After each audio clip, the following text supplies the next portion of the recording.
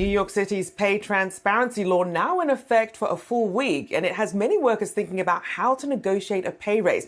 Yahoo Finance contributor and Brown Ambition podcast co-host Mandi Woodruff-Santos joins us now. So Mandi, now that people have this information, what advice do you have for them into the best way to use it? So exciting.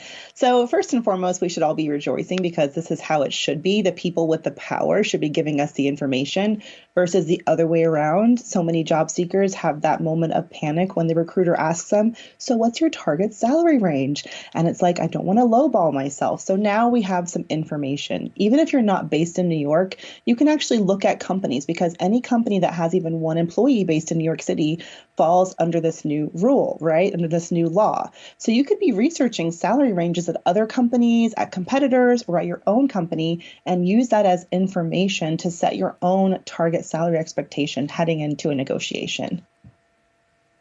Now, it's interesting because this has to be a good faith salary range, but some of these salary ranges are huge. Some of them have a difference of about $100,000. How do you go about negotiating which end you should be and perhaps what that means when you have those sorts of wide limits?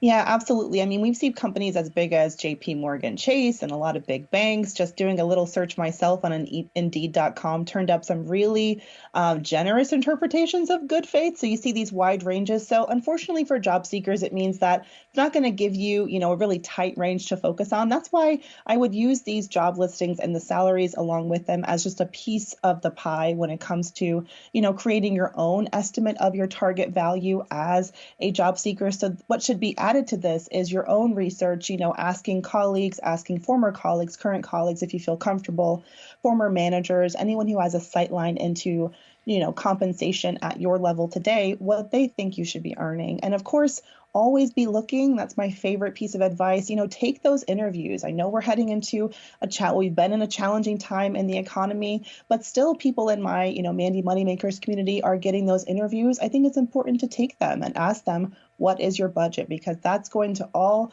create this beautiful pie that will tell you what your value is on top of using these suggested ranges as well. Now, I think it's interesting because you say that you can still negotiate more than the top of the range. How do you go about doing that? And how do you know in terms of impact, how you sort of sell yourself going beyond the range that they have there? Sure. I mean, I think that you should use these salary ranges as a suggestion, not as a final say.